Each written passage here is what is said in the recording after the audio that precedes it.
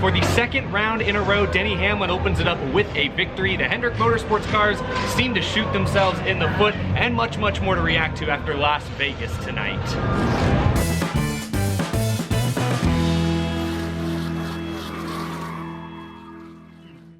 How's it going, y'all? My name is Eric. Welcome to Out of the Groove on the go. As you can see, Las Vegas Motor Speedway right behind me. Denny Hamlin celebrating in victory lane just beyond this wall off camera. I'm actually sitting up here atop the Neon Garage trying to find the quietest and most secluded spot at a racetrack to film. That is never an easy task. We have a lot to talk about tonight, but first, let's give a quick thank you to this episode's sponsor, Aspirin by Bayer. For pain relief, stroke prevention, and heart health, Bayer Aspirin. Be sure to check them out. Sponsors of Out of the Groove. Be sure to talk to your doctor before starting an aspirin regimen. But thank you to Bayer Aspirin for sponsoring this episode. Where do I even begin? Let's start with Denny Hamlin. We'll talk about all of the top finishers. We'll discuss kind of the point situation as well. We'll talk about how certain teams fared against other teams as far as strategy is concerned. At the end of this episode, we will put this thing on the Groovy gauge and talk about the actual racing product as well, so stay tuned for that.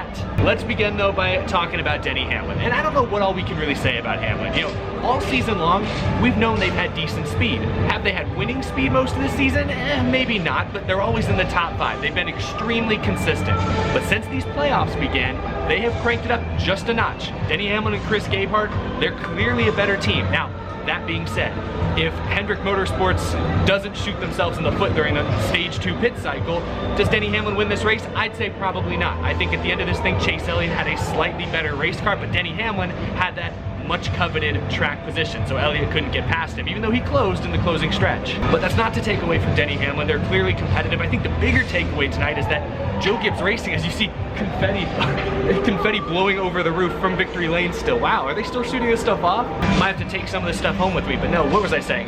The one clear takeaway maybe is that Joe Gibbs Racing doesn't have a real weakness at this point. They've been great at the 750 horsepower tracks this year, and now they're showing strength late in the year at the 550 tracks. Let's look at the top finishers from today, and you'll see 3 Joe Gibbs Racing Toyotas in the top 5, and Christopher Bell was a non-factor all night, but he got damaged early on, so who knows? He might have had a top 10 or a top 5 car if that hadn't happened. The Hendrick cars were fast. I think William Byron was arguably the best car tonight. He started at the rear of the field and drove his way through the entire field like twice in this thing, and then of course he had that flat tire late, really bad luck. We'll talk about the Hendrick cars in a moment, but Joe Gibbs Racing with Kyle Busch, who said the car was killed in stage 1 and came back to finish inside the top 5 in typical Kyle Busch fashion. The Joe Gibbs cars are really good. I still think they're the team to beat at the 750 tracks. I think Hendrick is close to them, or maybe even a little better still at the 550 tracks, but Joe Gibbs Racing showed a lot of strength tonight. They should be proud, and Toyota fans should be pretty excited about that. Chase Elliott, of course, carrying the banner for Hendrick Motorsports, finishing a close second. William Byron, like I said, probably had the best car tonight, but he ends up finishing off this list. He ends up 18th after a late race loose wheel. Just bad luck. Now,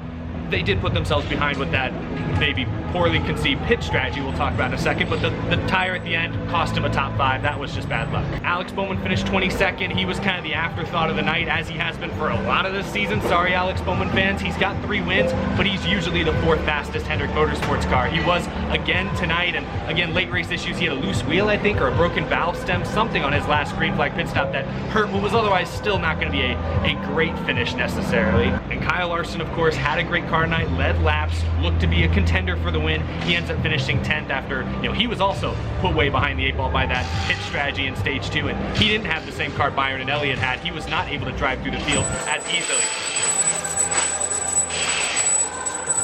I hate filming at a racetrack sometimes. It's so loud. No matter, the race has been over for half an hour and it's still extremely loud. Anyway, can't do what you gotta do, fight through it. I've already lost my train of thought. A couple of Penske cars scattered throughout the top 10, but that was the surprise of the night, that Penske was really not that good. I thought Blaney would be fast. I thought Logano would be fast. He's always been good at Las Vegas, it seems, and neither of them really were. I mean, they survived, I guess. No catastrophic issues for the Penske cars, but not as strong of an effort as I was hoping for. I mentioned Christopher Bell with his damage and his issues. He ends up finishing 24th, so a pretty huge hit to Bell in the points, someone who didn't have many points to spare. And speaking of points, let's look at the playoff grid. After one race, Talladega and the Charlotte Roval are still to come in this round.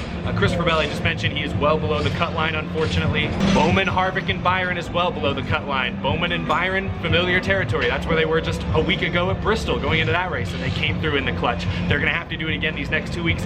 I don't want to gloss over William Byron because he was, to me, the most impressive driver tonight. I mentioned how he started in the rear of the field, drove his way up into the top 10 quickly, up into the top 5 pretty early in this race. He kept getting put further and further behind, and he continued to drive through the field. It was tough to pass out there tonight, but William Byron often made it look easy. So I do want to say that while Byron's in a little bit of a points hole right now, we're seeing glimpses of early in the season William Byron, like back when he won at Homestead, when he was top 5ing the field every single week. We're starting to see glimpses of that William Byron again these last couple weeks, so that's encouraging. We gotta get through Talladega, but if they get through Talladega, I think Byron, he's gonna be a threat when this season's all said and done. Again, like I said, the Penske cars weren't spectacular tonight, but they avoided catastrophe. They're all currently inside the top 8, but not by a very wide margin, as you can see with Keselowski and Logano especially. Too early to say exactly who the 4 likely to be eliminated are after this race, especially when Talladega is next weekend, so wait until Talladega's over. Then looking ahead to the Roval, we can talk about who the 4 being eliminated likely are to be. Anyway,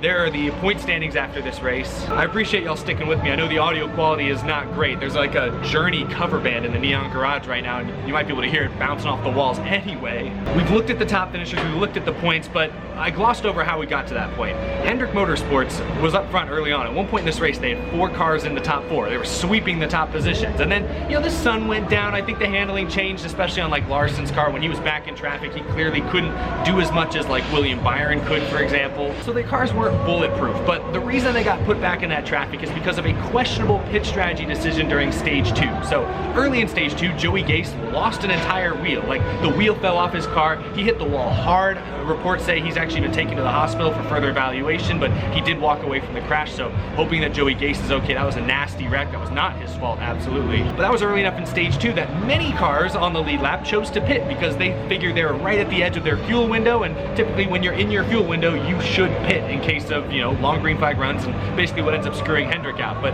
Hendrick, because they had so many cars up in the top 3, top 5, they didn't want to pit. They didn't want to lose that valuable track position, and it ended up biting them.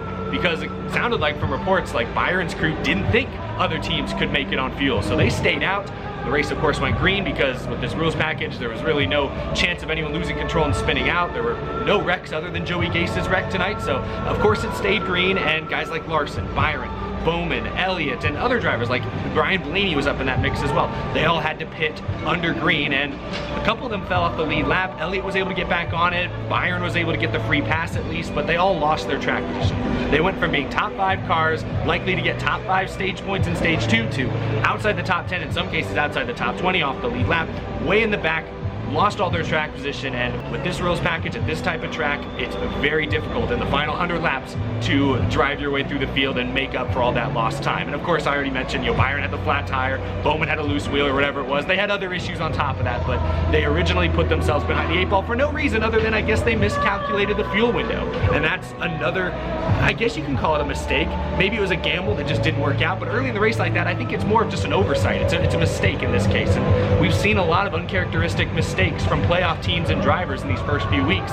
It continued tonight, even at a fairly, you know, average track like Las Vegas. It's a mile and a half. I love that there's still confetti falling. That's actually kind of a cool background. Look at that, that's cool. I genuinely don't know why it's still kind of like, how is it doing this anyway? But Las Vegas is a simple track, but we still saw mistakes made by great teams. Just thought that was worth pointing out. So that's what did Hendrick in today. They probably had a couple cars worthy of a top 5, maybe even the race win, as I mentioned with Chase Elliott, but they lost their track position because of a miscalculation on their fuel strategy. That's what it looks like. So really nobody else's fault. It was their own doing, and it undid them tonight, unfortunately. Now, let's talk about the racing. Let's put this thing on the Groovy gauge here in a moment, because this is the 3rd to last race with the 550 horsepower high downforce rules package, probably ever. Next gen is next season. The package is gonna look a little different at these mile and a halves most likely, so we're almost to the end. We're almost there, folks. I don't really know what to say tonight because I didn't think this was a bad race. I thought it was a very, very average race, a very mediocre race. The typical 550 package limitations were still there, but at least Las Vegas is a good enough track that you could run the wall, you could run the white line, you could run in the middle somewhere. At least there were multiple lines to choose from, so you still saw a decent amount of passing throughout the field, not so much up front. That bubble of air is still very difficult to get by the leader, especially in clean air, so that's of course a problem, but that's been a problem since this package was introduced. As solid as this track is, it just couldn't get away from the biggest problems the 550 package presents, namely the dirty air. If you're the second, third, fourth place car, it's very difficult to get enough clean air to your nose to pass the leader. It's very easy as the leader to defend your lead by just taking the second place car's line away. And of course, the cars are just too stable in traffic. Like I said, the only car that got even remotely sideways on track tonight was Joey Gase, who had an entire wheel fall off the car. After watching Darlington, Richmond, and Bristol 3 weeks in a row, a lot of low downforce, tricky tracks, it's kind of tough to go back to this, you know, planted in the corner type racing we've come to expect now at the mile-and-a-half. So it is difficult to go and watch this after the 3 weeks we just came away from. But I'm not going to trash this race. It was okay. I mean, ultimately first and second were like 12 seconds ahead of third, so it's not like it was a super close competitive race. Elliott was close, but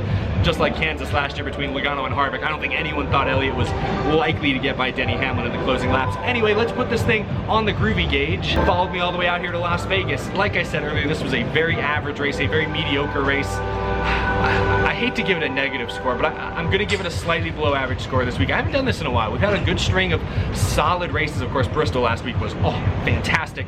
But I'm going to give this one a 45%. Just a forgettable race. No one's going to be talking about this one years from now. It was just kind of there. I mean, only 2 more races with this package, Kansas and Texas, oh goodness. I feel like there wasn't a lot of buzz around this race. I will say that the crowd was pretty weak, I must say. I've been at Las Vegas now a couple of times, and this was not a particularly inspiring crowd. I know the Raiders had a game across town earlier in the afternoon. I think the Golden Knights are playing tonight, so there's a lot going on in town this weekend, but the crowd left a little to be desired. So there just wasn't a lot of hype behind this event.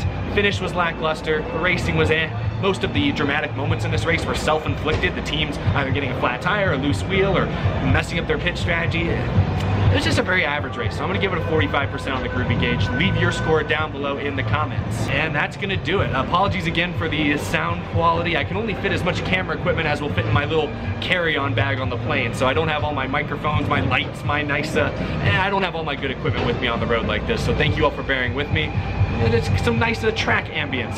So you got the confetti falling. I guess it could be worse. But thanks for sticking with me, y'all. I'll see you again very, very soon. Oh, they're playing us out. Don't know if y'all could hear that. I think the Journey cover band might finally be done, of course, right when I'm done filming. That's how this thing works, of course. Thanks for the support, y'all.